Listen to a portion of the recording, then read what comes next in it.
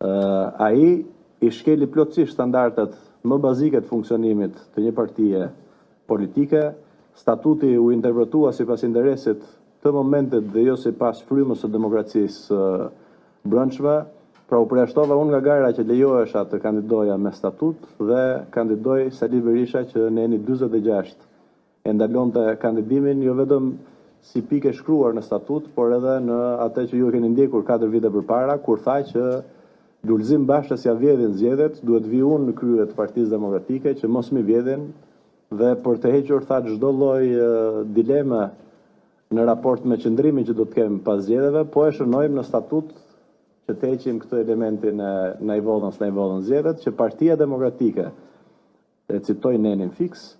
në rast se nuk rezulton forcë qeverisëse pas zgjedhjeve të përgjithshme parlamentare, kryetari i partisë e humbet mandatin menjëherë dhe nuk ka drejt të rikandidojë. Pra çdo vendimarrje e marrë nga Sali Berisha ligjërisht është nul. Moralisht me këtë proces është edhe më keq se sa nul.